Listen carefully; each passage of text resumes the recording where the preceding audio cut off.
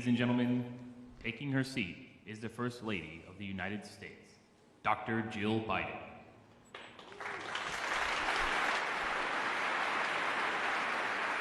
Second gentleman,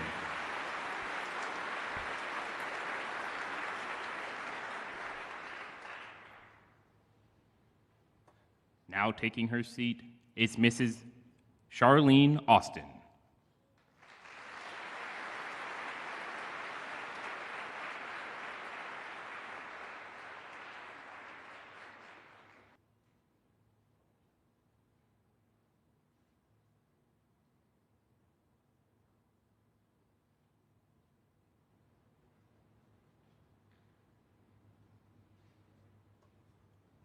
And taking her seat is Mrs. Shireen Brown.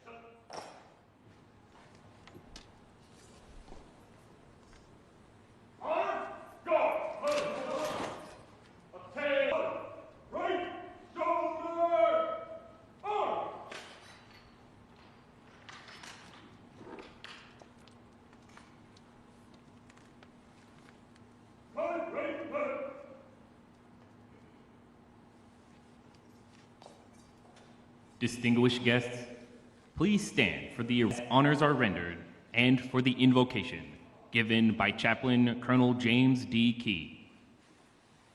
Taking their positions on the reviewing stand are the hosts for today's ceremony, the Honorable Lloyd J. Austin III, Secretary of Defense, accompanied by the 21st Chairman of the Joint Chiefs of Staff, General Charles Q. Brown, Jr. Distinguished guests, the Vice President of the United States, Kamala Harris.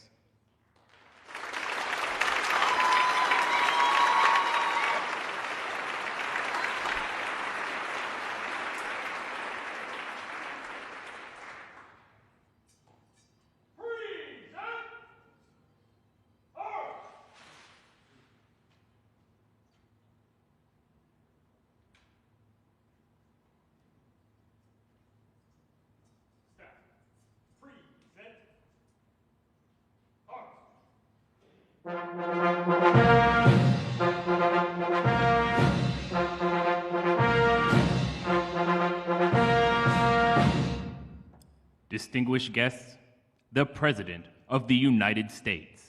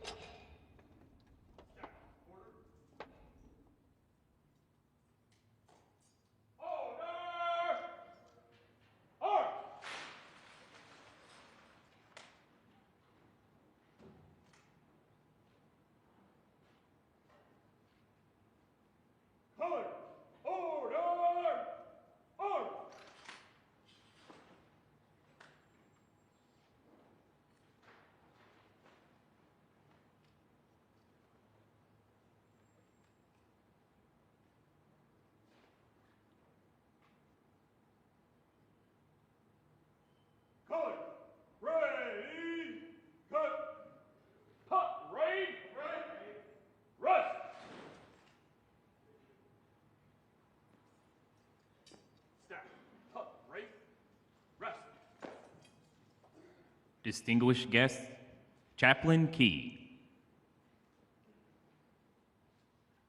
Let us all pause and bow our heads and close our eyes for a word of prayer.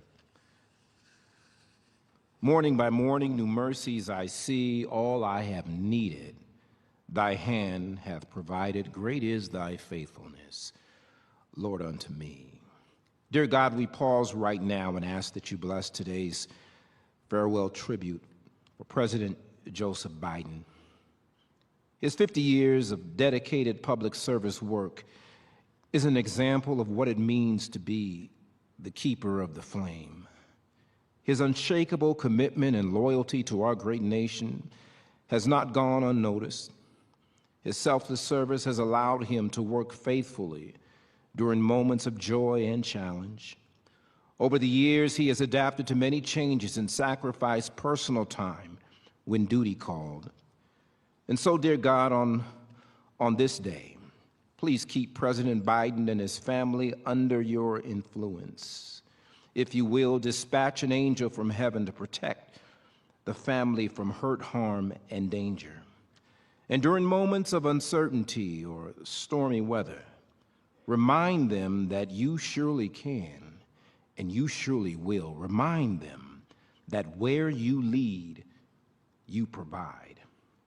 And finally, dear God, compel all of us here today to be thankful for what has been and grateful for what has yet to be. For it is in your mighty and liberating and holy name we pray. And we all say together on this great day, amen and amen.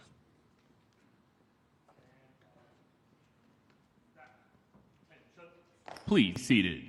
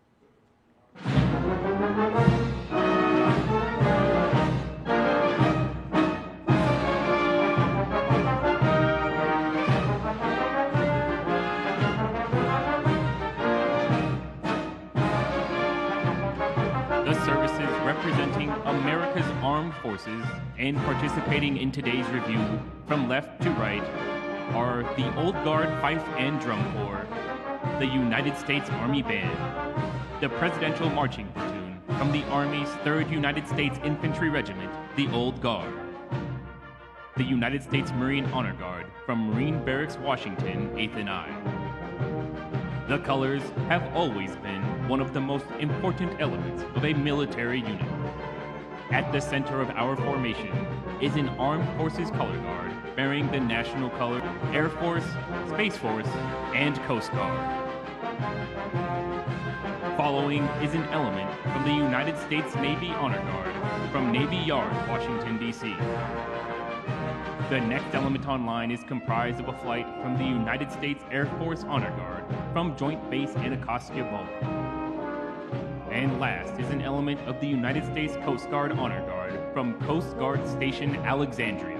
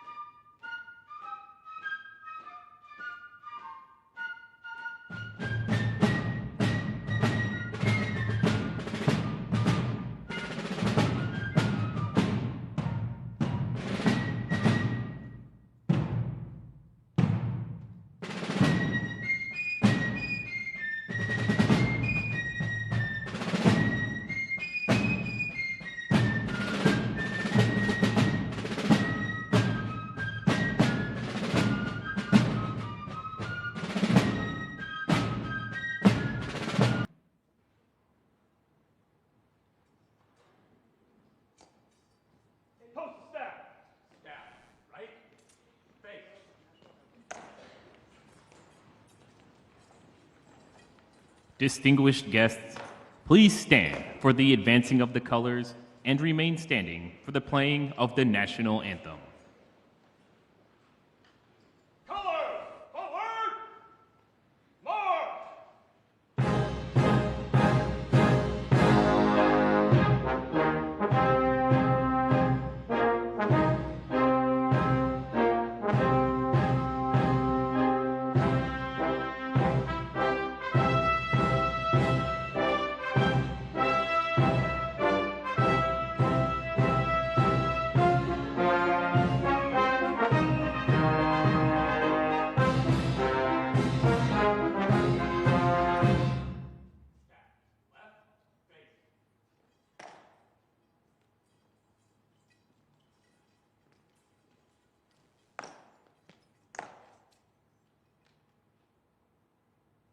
Sir, colors are present.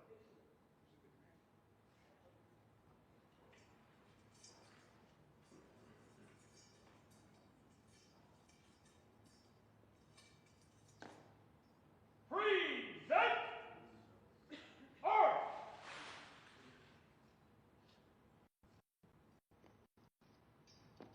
Detachment!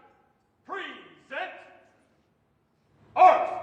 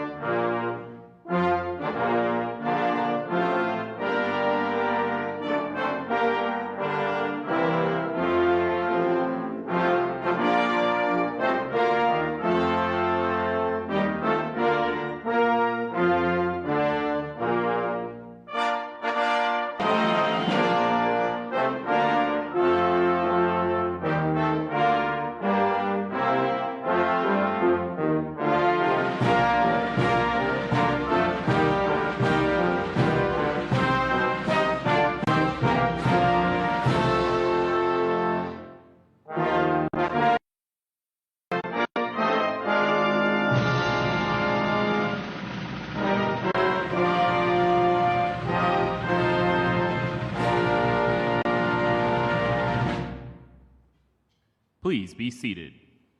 Detachment! Order! Arms!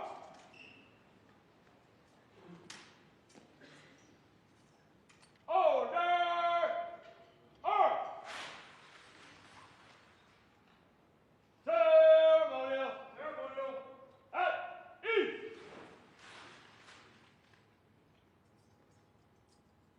Staff. Ceremonial. At ease.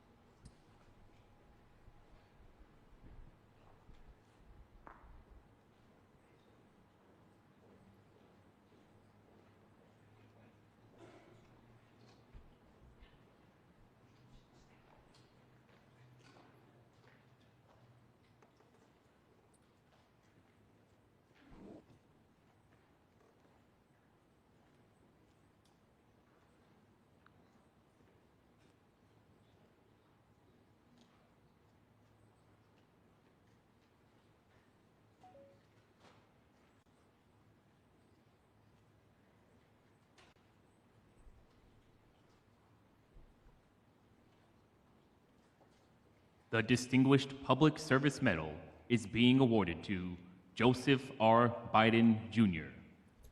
President Joseph R. Biden, Jr. is recognized for distinguished public service as the 46th President of the United States from January 2021 to January 2025.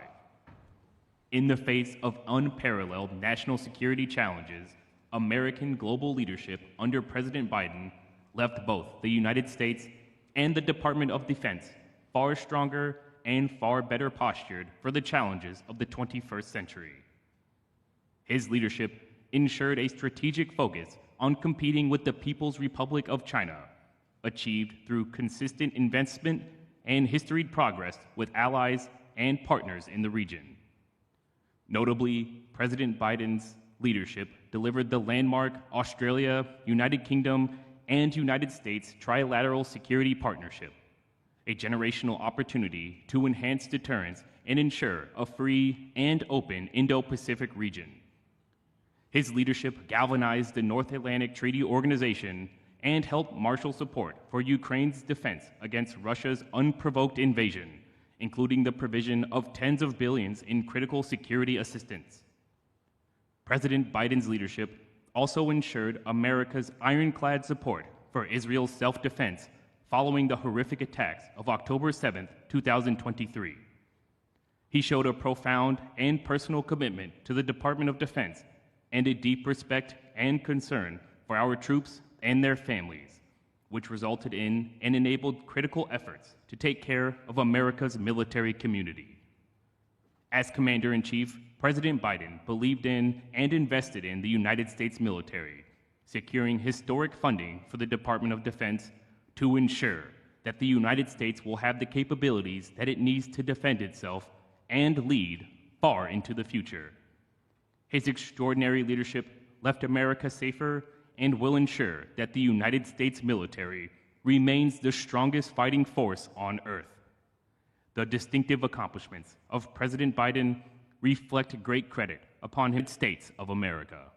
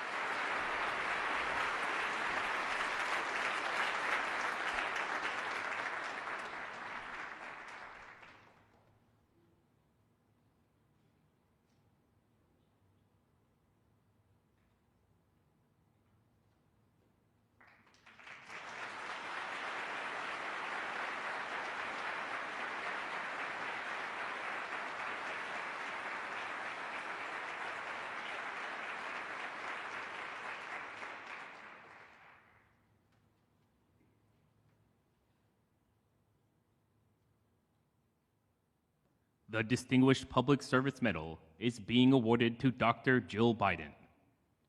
Dr. Jill Biden is recognized for distinguished public service in support of members of the United States Armed Forces from January 2021 to January 2025.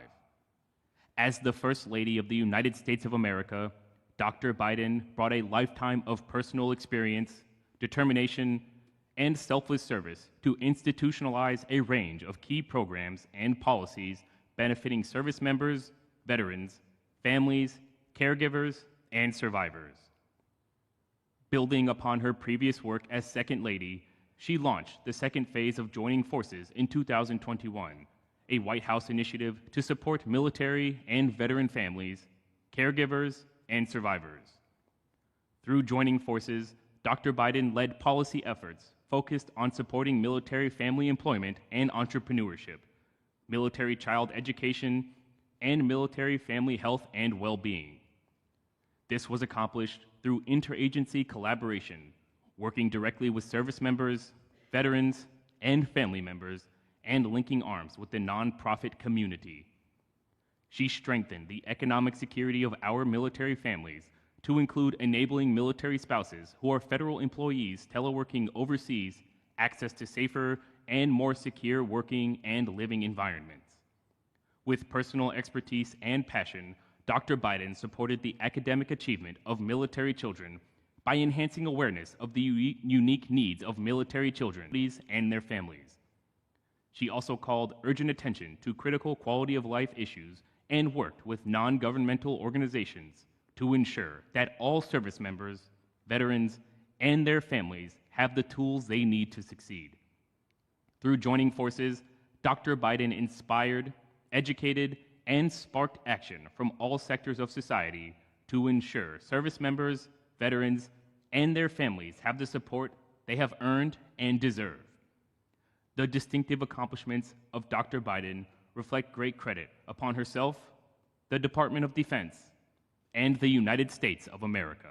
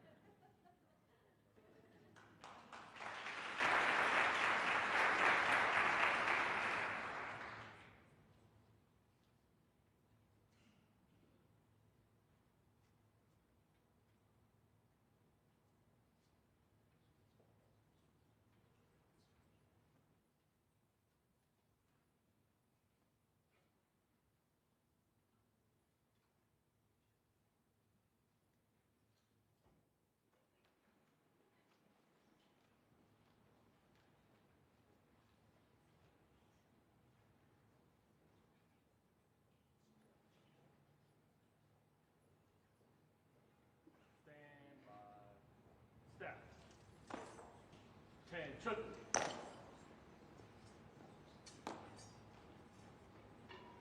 Honor, guard. Go. Attention.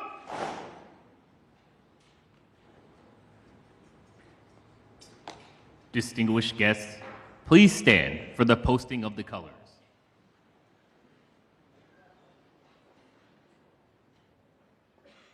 Post the colors. Step. Right. Face.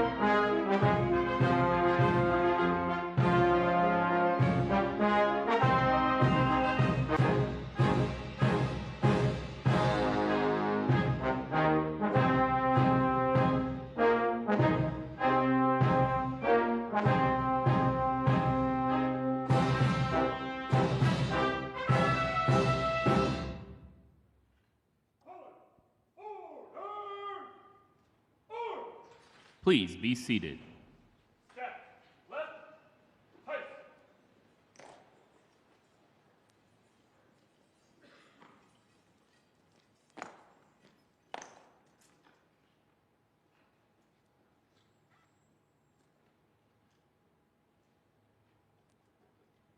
Colors.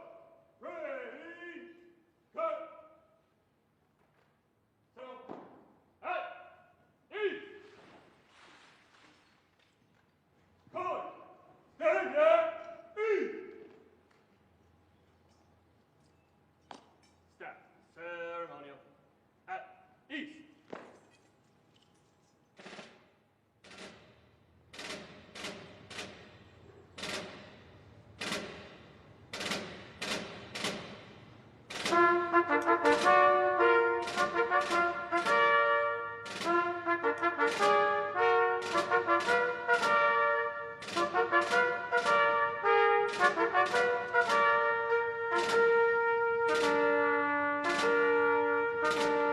My eyes have seen the glory of the coming of the Lord.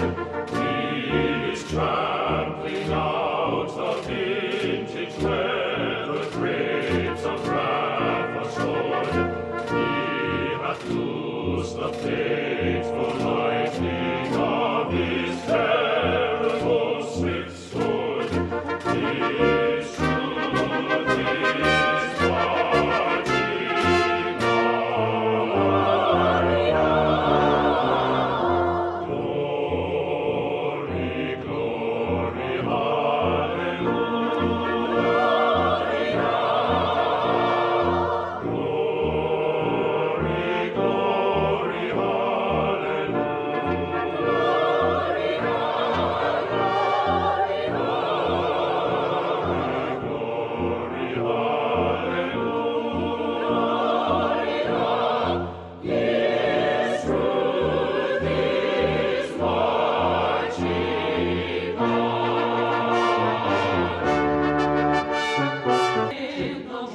Watchfires of 100 circling camps, they have visited him and uttering the evening dews and dance. Read his righteous sentence in the dim and flaring lamps.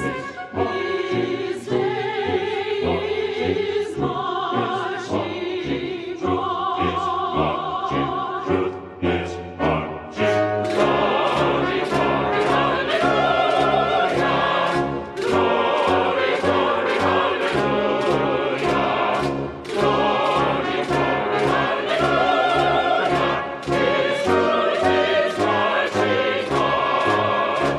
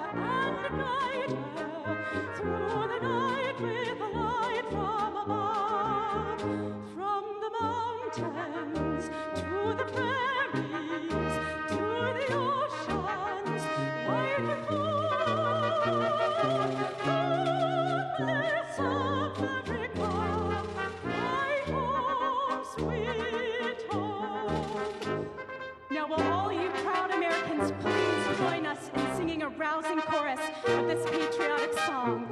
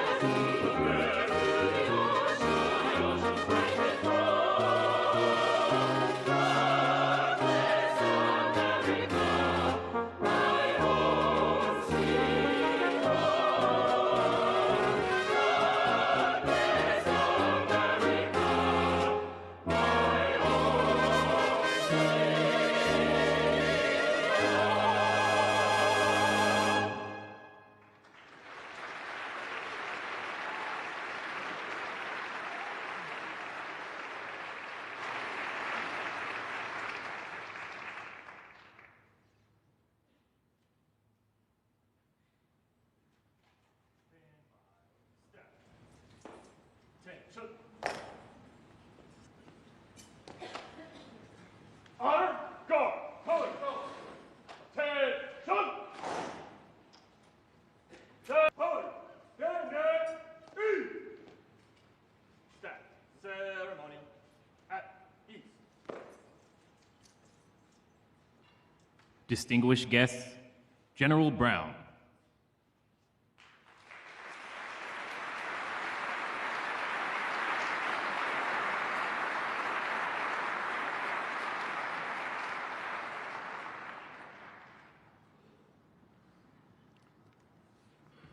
Well, good afternoon. That is a very, very tough act to follow.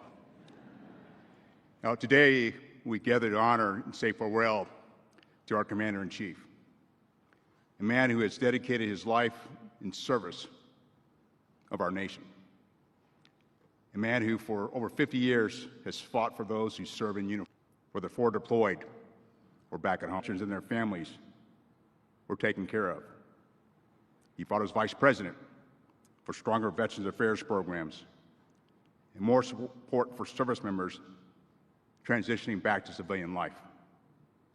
And as our President, he continued to fight, lead our nation through an uncertain and dynamic geostrategic environment while strengthening to protect our future. Mr. President, Dr. Biden, Madam Vice President, Commissioner Inhofe, government and elected officials, civic leaders, Department of Defense leadership, General Flag officers, senior enlisted leaders, and distinguished guests. Welcome, and thank you for being here. President Biden's work with Congress on bipartisan legislation has set our military on a course to confront the threats of tomorrow, to ensure our warfighters are ready when the nation calls. He supported significant investments in shipbuilding to modernize and expand our naval fleet. We are on track to increase the number and lethality of our fighters and bombers and expand our space domain capabilities. We are now on a trajectory to increase long-range fires, implement next-generation combat vehicles, and improve air and missile defense. And generational modernization of U.S. nuclear triad is underway, bolstering our deterrence capabilities. And we're on a pathway has been set to streamline adopting emerging technologies such as artificial intelligence, quantum computing, and uncrewed systems into our fighting force. Simultaneously, President Biden has worked tirelessly to care for our men and women in uniform and their families, improving the quality of military housing, providing historic pay raises, and implementing new programs to expand the benefits of all. She has done what she has done with Joining Forces Initiative, supporting service members, veterans, caregivers, and their families. As our Commander-in-Chief, President Biden has fought for our military time and time again. Today's ceremony is just a small, small token of our appreciation. So thank you, Mr. President, for all you have done for this nation and its military. Your unwavering commitment to the strengthening of our force and the welfare of our service members, veterans, and families stands as a testament to the deep responsibility you have carried throughout your service. On a personal note, I want to thank you for the trust and confidence you placed in me as the 21st Chairman of the Joint Chiefs of Staff. It's truly an honor to serve our nation and have this opportunity to lead the Joint Force. Mr. President, your lifetime of selfless service, your unwavering commitment to those that answer our nation's call, and your leadership as our Commander-in-Chief has profoundly shaped our nation. To paraphrase 2 Timothy chapter 4, verse 7, you have fought faith. On behalf of our 2.1 million men and women in uniform, our military families, and our veterans, thank you, Mr. President, for keeping the faith, and those past and present who defend our great nation. Simply said, thanks for your leadership. May God bless you and your family. May God bless our service members and their families. May God continue to bless the United States of America. Thank you.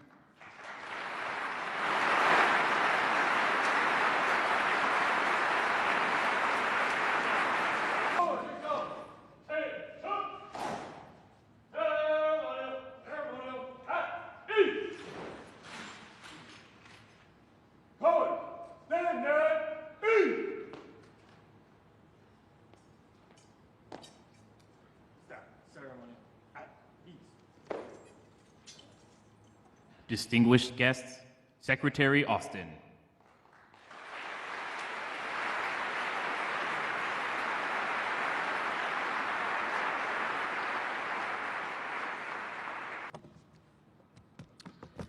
Well, good afternoon, everybody. Mr. President, Dr. Biden, Madam Vice President, and Mr. Imhoff, Department of Defense leadership, distinguished guests, ladies and gentlemen, President. For more than 5 decades, President Joe Biden has thrown himself into public service. And over the past 4 years, he's secured his place in history as one of our great foreign policy presidents. As Secretary of Defense, I have seen this, and I've seen his leadership up close. He took the oath of office as America faced a moment of great challenge. The COVID pandemic was raging, and our allies and partners feared that America had lost its way. President Biden helped America and the world recover from the pandemic. And he renewed American leadership around the planet. President Biden dramatically strengthened our unmatched global network of allies and partners. He rallied after Putin's indefensible invasion. He positioned America to succeed in strategic competition with the People's Republic of China.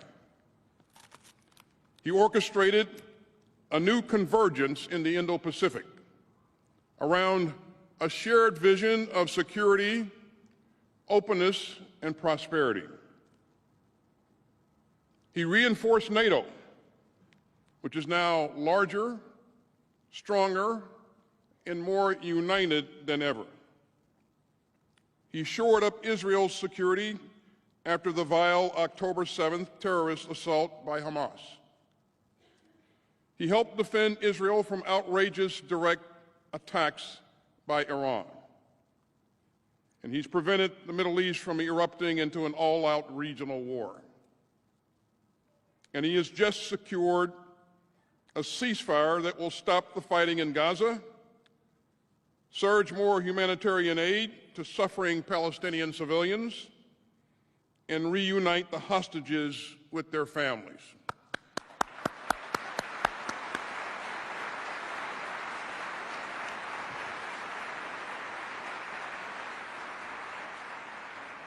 4 presidents, and he refused to hand it over to one more. And he has always understood that the power of our example counts for more than the example of our power.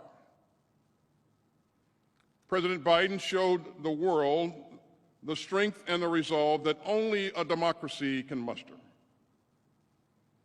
Now, as I said, his leadership is rooted in his decades of expertise.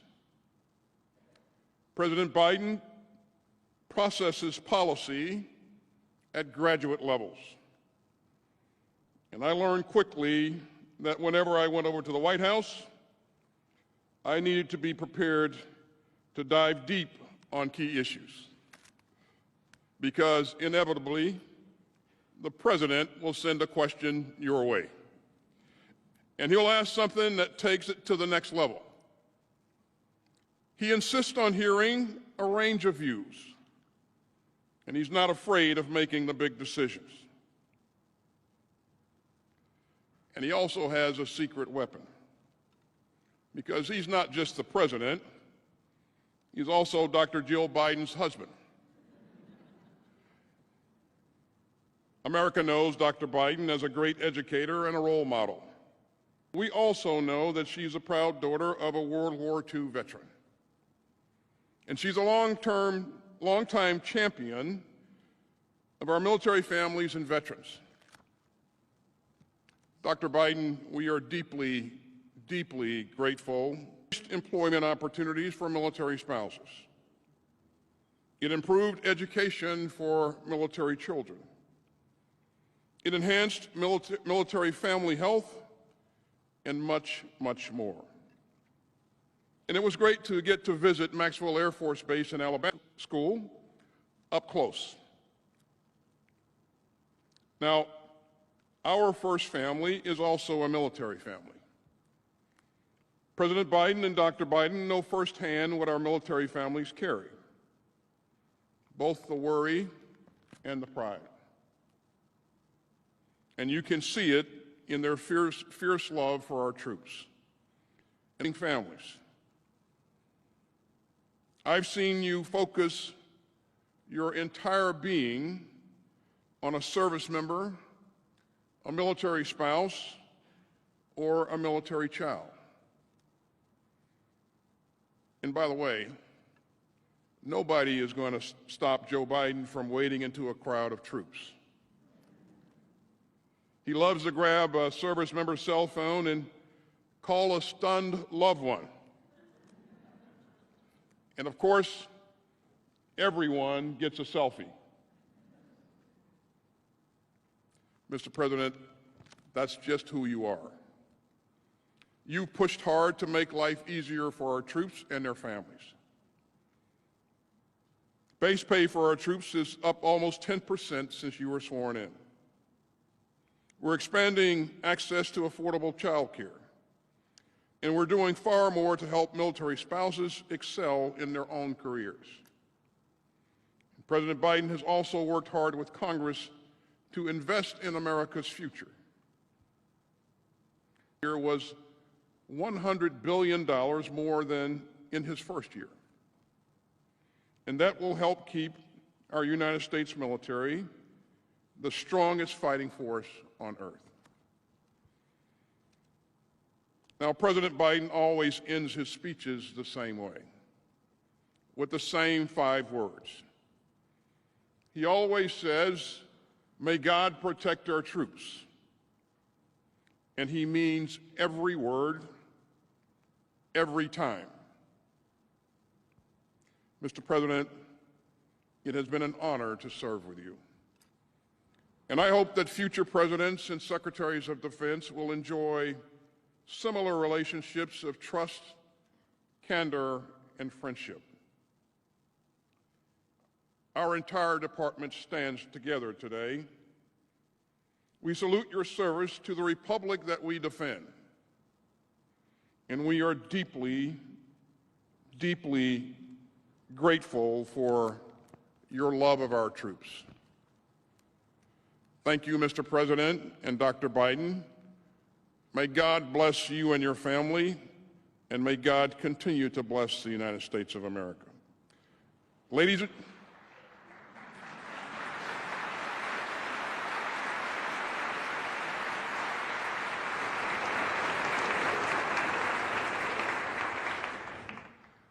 and gentlemen, it is my honor to introduce one last time the President of the United States, Joe Biden.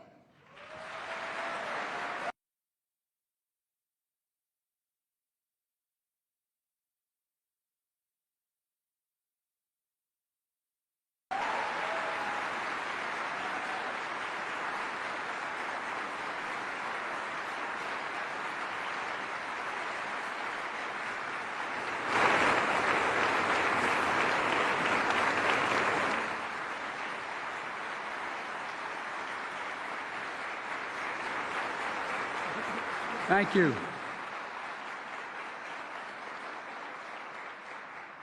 Every time I'm here, it's made me so damn proud to be an American. And most all of you as well. 1% of you are defending 99% of us. We owe you to the Continental Army. Still astonished by their victory and by their unity, Washington asked, and I quote, "Who that was not a witness could imagine the men who came from different parts of the continent would instantly become one patriotic band of brothers?" That's what you are, one patriotic band of brothers. Vice President Harris, Jill, Doug, Secretary Austin, Secretary Brown, two of the best decisions ever made in my career, I might add. Service secretaries,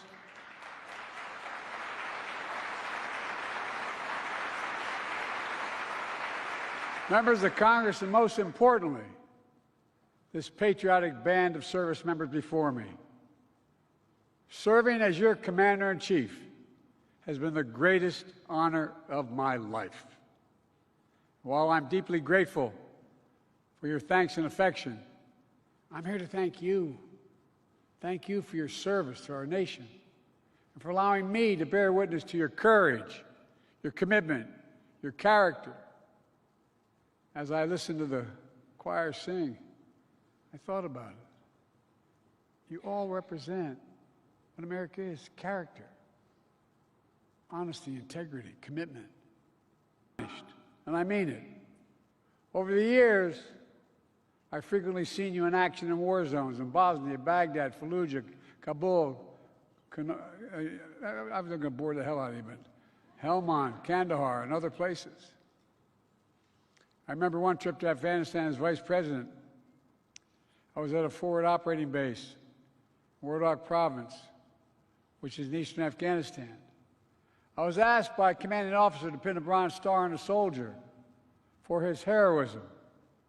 A soldier's teammate was hit while driving in a Humvee. And this soldier did everything possible to rescue his colleague from the burning flames.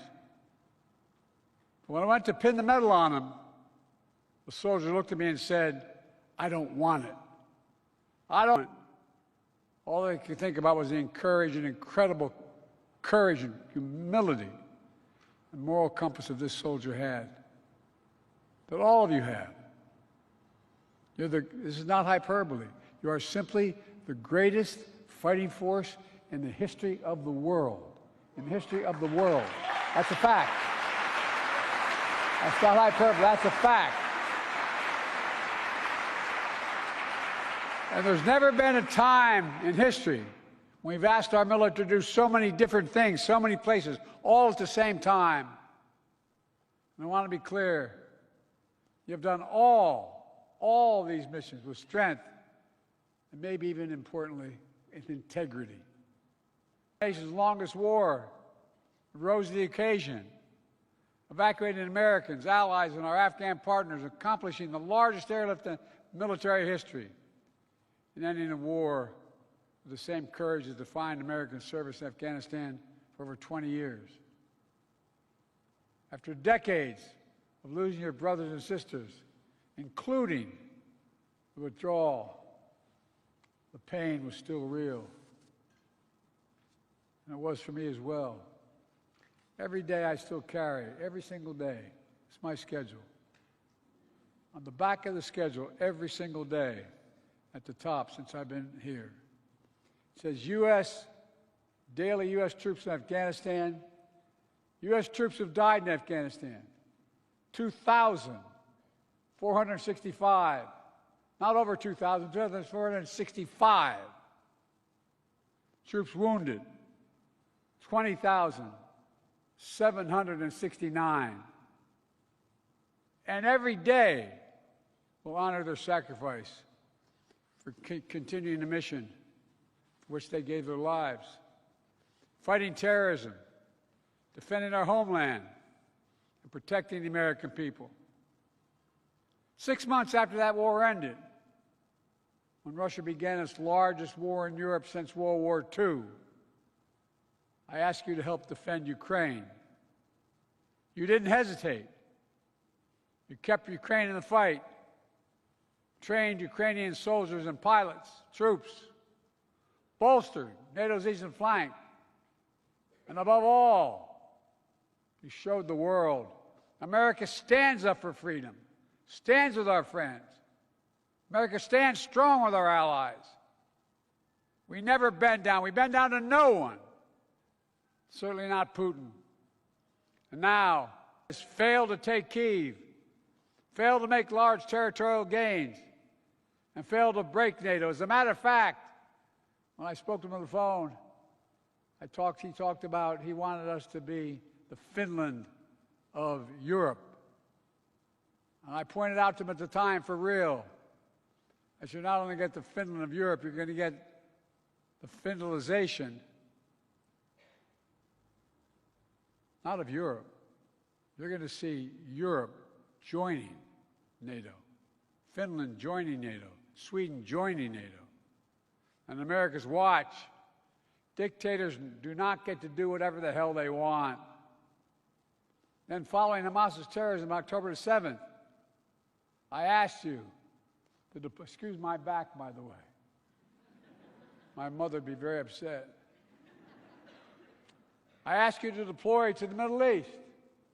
Again, you stepped up, pulling long nights and long deployments to weaken Hamas, to defend Israel against unprecedented attacks on Iran. Imagine had we not. If we don't lead the world, who will lead the world?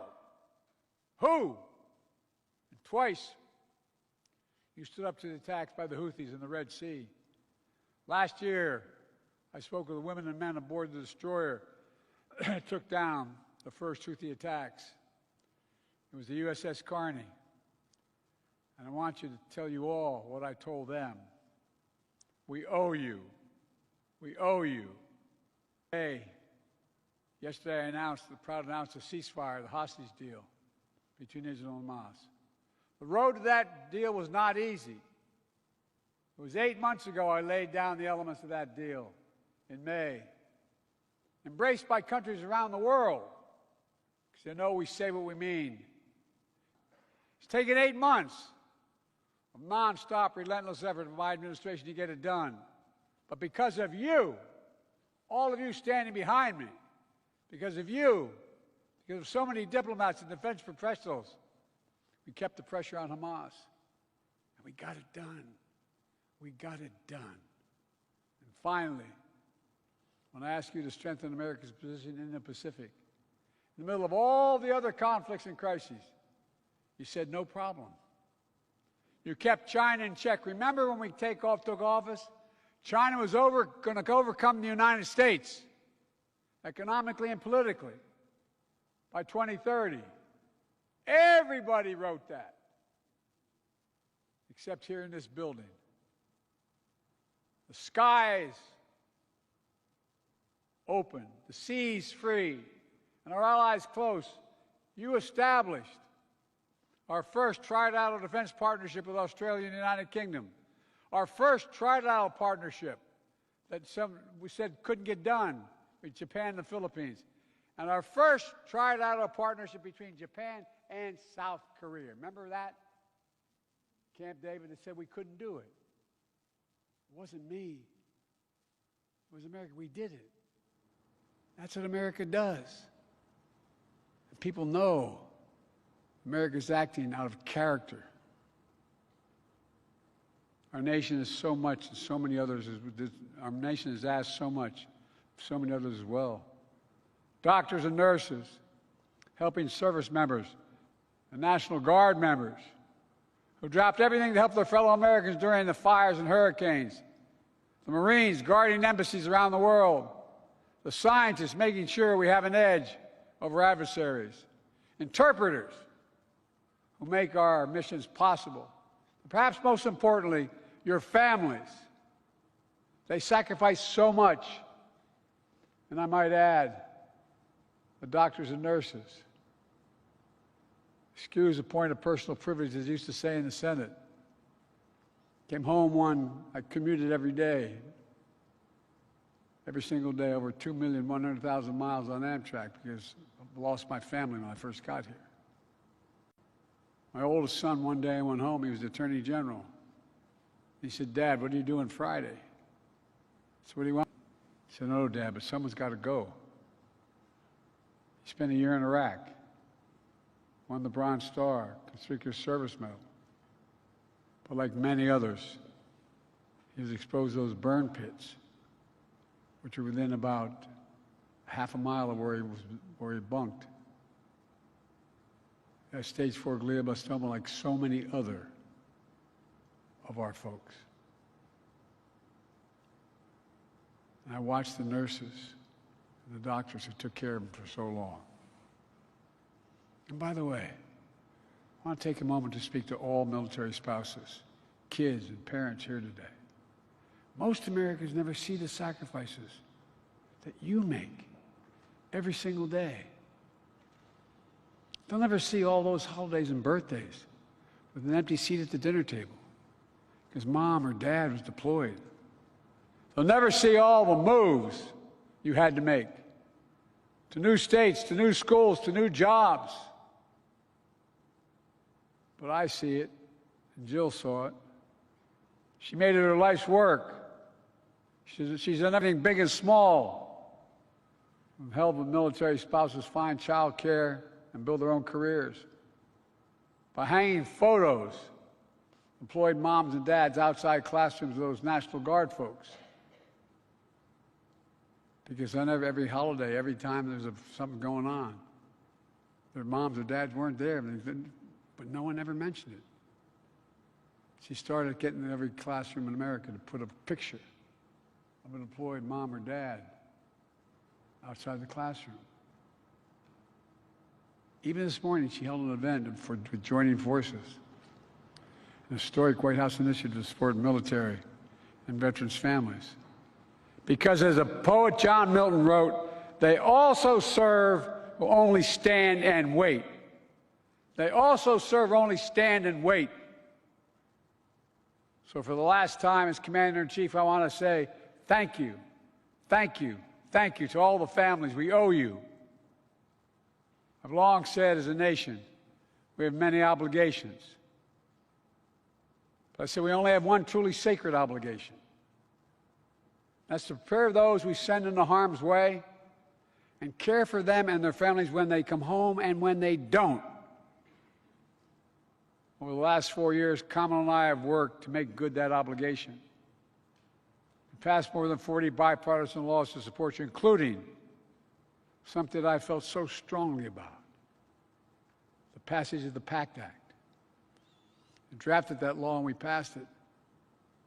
Now, it's already helped over 1 million service members and their survivors, their children, their access, everything from college to health care.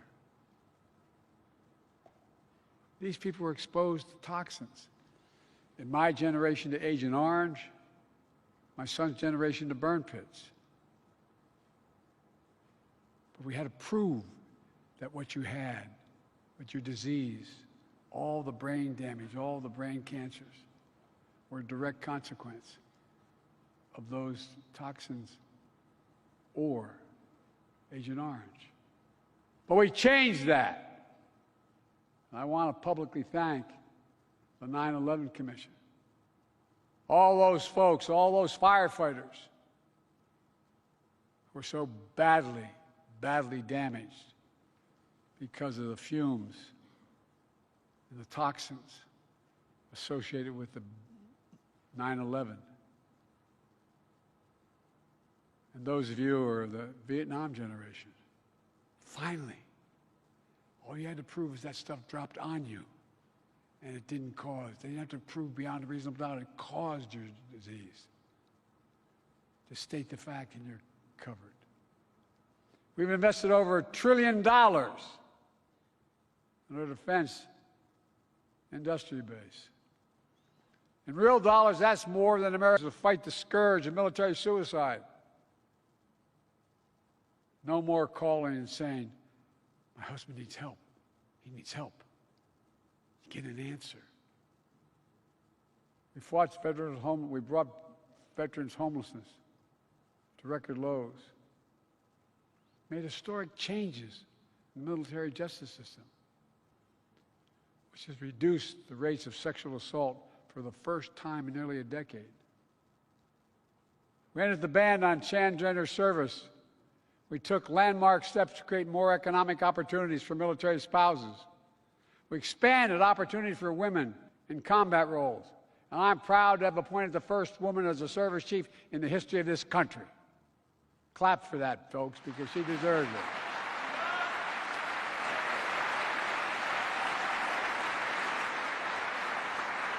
I don't know about the rest of you guys, but the women in my family are a hell of a lot smarter than the men in my family. Look, if there's one thing I hope to take away from today, it's this.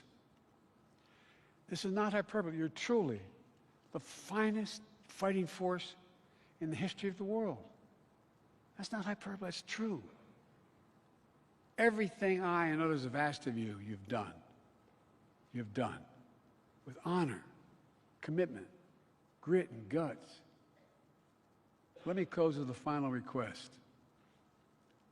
I say it not as your president or commander-in-chief. I say it as a man who spent 50 years of his life serving his country in a different way. Remember your oath. My son, Major Bo Biden, used to call it holiness. They give you light in darkness that guide you. It's true to the military. It's the best weapons, the best training in the world. We have the most cutting-edge ships, planes, and subs. We have the smartest, most well-trained force on earth. That's all critical. But that alone is not what makes us strong. This is not what brought Washington, this band of brothers together all those years ago. It's our values. I mean it sincerely. It's our values. American values. Our commitment to honor, to integrity, to unity, to protecting and defending not a person or a party or a place, but an idea. Literally unlike, as a student of history, I can say, unlike any other in human history. And that idea is the United States of America is unique in the world. Virtually every other nation in the world is based on geography, ethnicity, or religion, or some defining feature. We're the only idea that we're all created equal. We know the words by heart. We're endowed by our Creator with certain inalienable rights. Among them, life, liberty, the pursuit of happiness. That's the idea that generations of service members have fought for. An idea you have sworn an oath to defend. As a nation, we've never fully lived up to that idea, but we've never, ever, ever walked away from it. Our country is counting on you to ensure that that will always be true. As I said when I began, 1% of you defend 99% of the people across this nation. That's why you all deserve a special place in our hearts and in God's heart. May God bless you all, and may God protect our troops. Thank you, thank you, thank you.